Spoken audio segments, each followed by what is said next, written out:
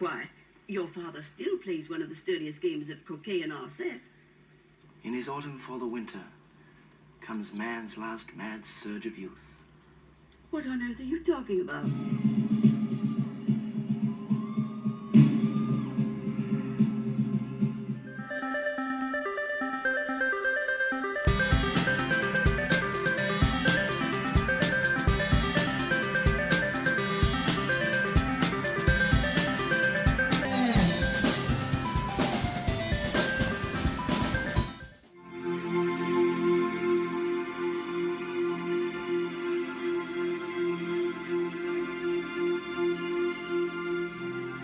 Okay, so one of the my top 10, number 10 is probably one of the best LP names ever, best album names ever. It's the Chameleons, and with their LP, What Does Anything Mean, basically. Okay, so the Chameleons, probably, I would say, so what is it, 83 to 86, script from The Bridge, What Does Anything Mean, basically, and Strange Times. Love this track, and probably a standout track is Tears. That really reminds me of that sort of early to mid 80s sound. Also, while you're there, I don't have much on vinyl. Check out the price of this on Discogs. So basically, there we are, number 10. The Chameleons, Manchester band. Sadly, I think the word underrated is not kind of underrated enough to describe the Chameleons. Whenever somebody describes the Chameleons, they always say the Chameleons, massively underrated band. One of my favourites from the early to mid 80s. It's just coincidence. Well, you can talk that way, but I have to say I don't believe in it. But with the cello chance, I decided to dance for days away. Just great lyrics. I wasn't worried at all. Stevie came up the back door. Dance, dance, dance to the radio. Just the opening bars. Number 9, coming in at number 9, needs no introduction, and one of my favourite records. I didn't get into them when they were, I got into the second incarnation first, but slowly over time I did get one LP, and that is Joy Division. I've got the double still LP, still got the original price on it, and I treasure these early records. Of course, I've got the classic too, No Pleasures, etc. But 12-inch, and also got the gold Peel sessions. So coming in at number 9, that's Joy Division, needs no introduction. Just the opening bars are enough. Just the opening bars are enough.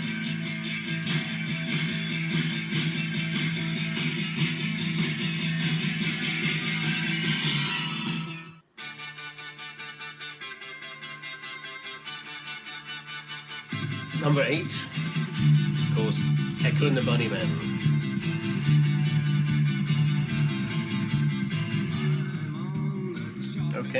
Okay, so very significant for me. Again, early to mid 80s. Crocodiles, Heaven Up Here, Porcupine, Ocean Rain. So 80 to 84, probably my favourite period. Not so much keen on the later stuff. So we've got a bit of Bunnymen there, Dancing Horses. That's one of his solo things. So we've got what have we got here? So we've got Porcupine. Haven't got Ocean Rain, and got Heaven Up Here. Favourite track off that, A Promise, absolutely sublime, and Shine So Hard. I've got a copy of that. I think I've got a copy of Crocodiles lurking around somewhere. So that's Echo and the Bunnymen, and that's number 8.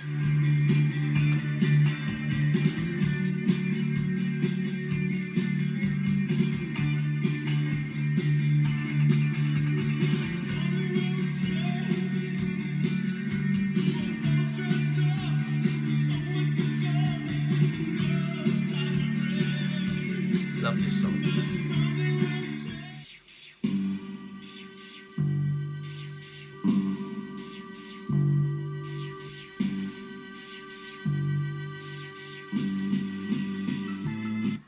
Okay, so coming in at number 7, I've actually chosen another kind of Liverpool band. It's Orchestral Manoeuvres in the Dark, OMD. Electricity was a very good single for them, but for me, was it Messages 1980 was such a groundbreaking single.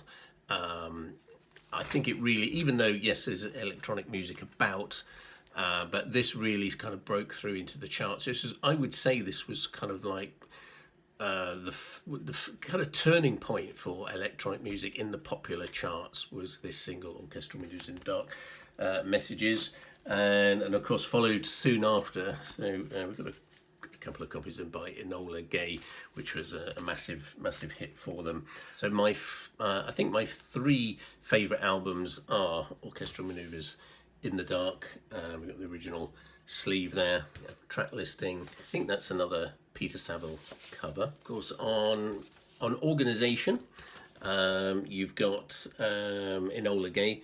Stanlow is a very favourite track of mine by OMD. And then 1981, you've got Architecture and Morality. And that goes more into their sort of the beginning of their later stuff, Joan of Arc and everything, where they sort of kind of branch out. So you've got a couple of copies of that. To be honest, that was quite a tough call. In today's mood, just listening to a bit of Echo and the Bunnymen, I would probably put those joint 7 and 8th. So joint 7 and 8th, OMD and Echo and the Bunnymen.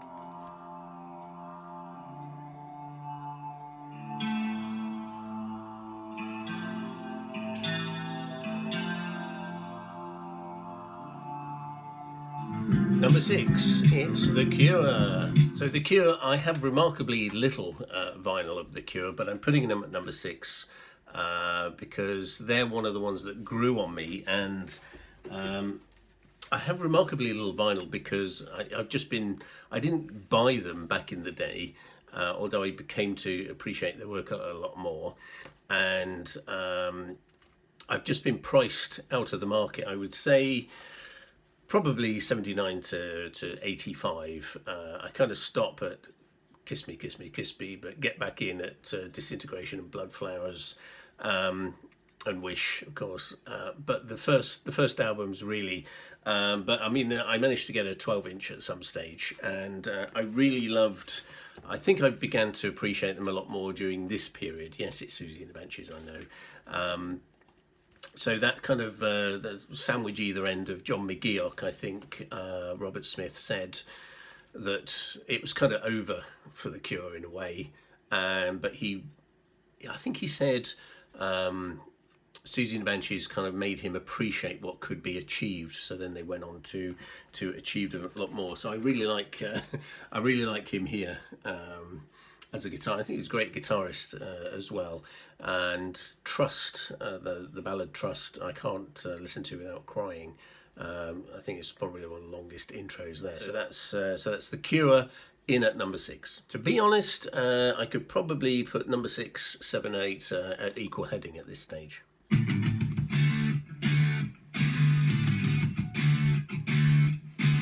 Number 5. So number 5 is The Jam. So it's really The Jam that got me into The Who, with records just going sky high into number 1.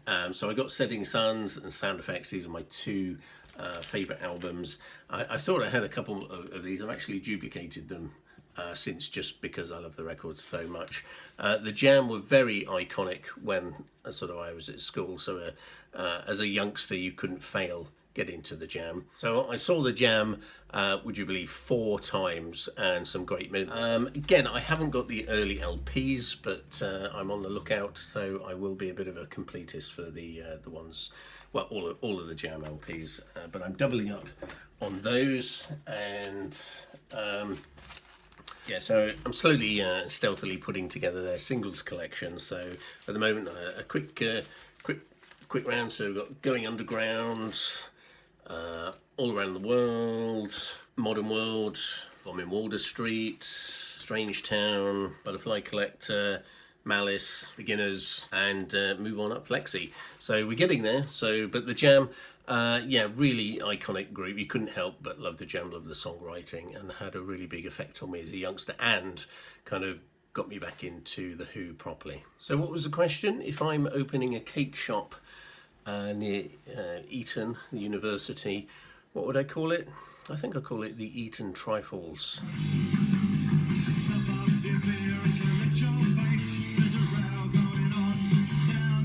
Okay, so coming in at number 4.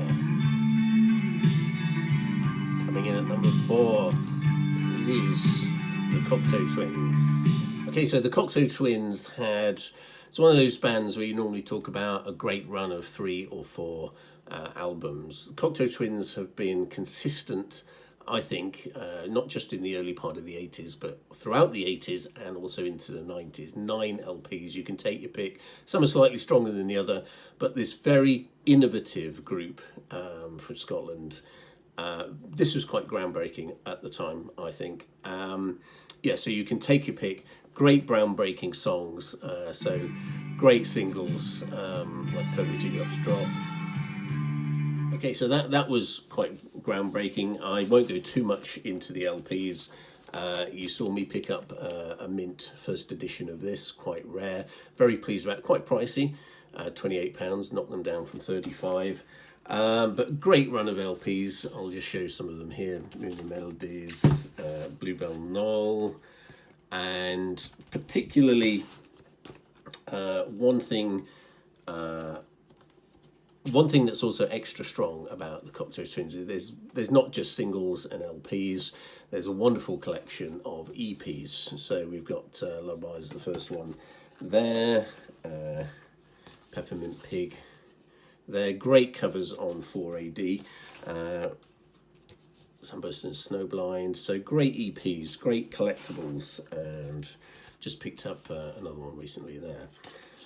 Also, the thing about Cocteau Twins, for me, they would always be on a mixtape, and they're one of these bands where you can just hear the first few bars and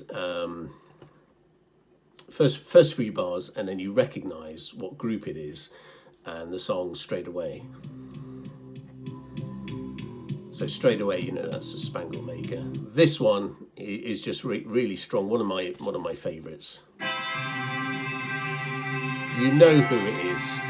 You just know who it is. It's just an absolute marvel. It's a wonderful song from Treasure, Lorelei. It's worth just listening to the bars on this.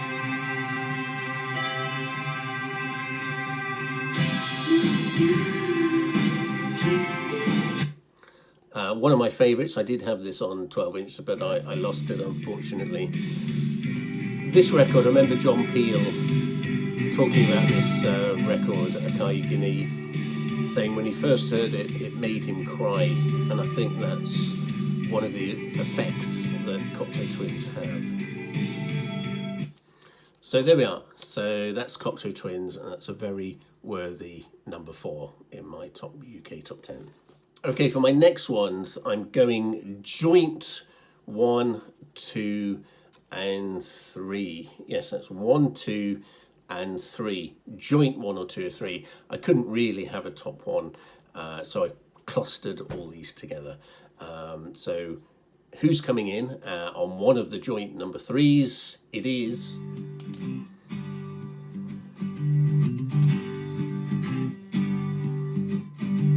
Tommy, can you hear me? Okay, so I've said a lot about Who, so I won't say too much, but fell in love with Tommy at a very early age, 12, 13, and it was really then had a bit of a lull.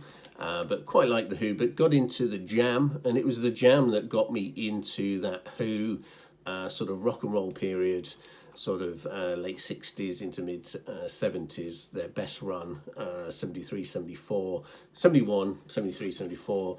So then we start getting all the Tommy LPs. Very disappointing. I had this original on Brunswick and it got stolen, still a very sore memory. But then we start collecting all the hits when we go record buying down in Bournemouth, and At the time of the jam, I remember buying this and then falling in love with it and the film. And of course, I think you've seen that I might just have a spare copy of Quadrophenia, the best LP ever made or ever written. So there we are. So that's in my top 1, 2, 3. It's The Who. Okay, so we're still joint. Was it 1, 2? So it's still joint 1, 2, and 3. So joint 1, 2, and 3.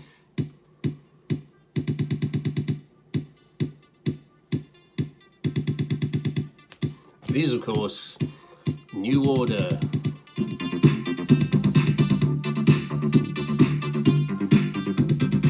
Okay, so New Order is where we kind of have a turning point from 60s pop, 70s rock and roll, and all the things that were going on in the early 80s. So then I turn from that and I turn very much into being kind of like an indie, early 80s indie new wave kid. And it all starts here.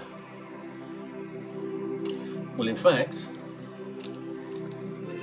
it all starts buying this single. And to be honest, I didn't really know that I wasn't into punk too much, post-punk too much, bits and bobs. And I didn't really know that Joy Division had carried on. So I just bought this actually blind, and Everything's Gone Green was a massively kind of breakthrough single. It was a change. The early 80s indie went kind of a bit electronic. And this is where it gets into the indie and New Order takes off. So from that, we then, of course, buy Ceremony. So we've got a couple of copies of that. So what have we got with New Order? We've got things like, there's a whole load of things you could say. So we've got the best-selling 12-inch single of all time that manages to actually lose money for the band. Well, we've got Movement, which I kind of still think as is like, or the third Joy Division album, or the unfinished Joy Division album, or the Joy Division / New Order album. That's just my opinion. Absolutely love Dreams Never End on that. Then you've got probably one of the best 3 album runs. In fact, for the vinyl tag, I chose Power, Corruption and Lies, Low Life, the original graphic folder, Brotherhood, best 3 run LPs, or even with, you could throw Technique in that, or best 4 run LPs, best 5 run LPs. And then you've got things like sort of great EPs, great 12-inch singles, great graphics, original embossed, all of these originals.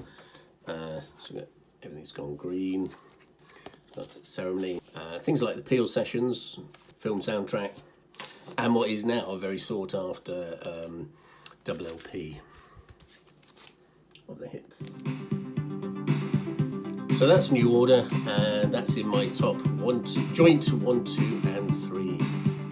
And so, last but not least, in my top 1, 2, 3, joint first, who do you think it is?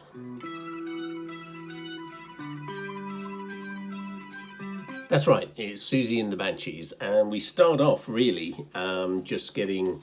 I wasn't really into Susie and the Banshees when they came out, but we had A Kiss in the Dream House, which is their more psychedelic option. And then, because I like that, I got the Once Upon a Time Singles 1 LP. And more recently, this period I love where Robert Smith is helping out with the guitar. This live LP, which really captures those moments, those years. So over, I think, the course of quite a few years, Susie Banshees has really just grown on me big time, and all their solo endeavours. And that's mostly listening to YouTube, just listening to one after another, then decided when I got into vinyl, I would start collecting their LPs. So we've got their kind of cover versions, and that's Through the Looking Glass. Then got The Scream, recently Juju, and more recently, as you saw in my last video, Join Hands. So that's all well and good. I did have sort of a couple of singles, Israel, fantastic. I love the early single Staircase Mystery, and I love this solo effort by Susie and Budgie, the drummer. So Susie and the Banshees is probably one band getting into vinyl where I did decide I want to be a completist on. So I'll have every, not necessarily every 12-inch, but every studio album, and as many of the singles as possible. Not necessarily all the 12-inch singles, but as full as I can get it. Which period? Well, is my favourite. Probably do like the John McGough period and Robert Smith kind of sandwiched either side. Probably that period. But I do, like John McKay, Kelly Morris. I do like that drumming and guitar on those. But I think Budgie, Susie, and Severin really make that sort of threesome, that core threesome. And they're one of the bands that hasn't suffered by having sort of rotating guitarists. It's kind of added to the band. So Susie and the Banshees, joint first, 1, 2, 3, easy. Thank you for watching.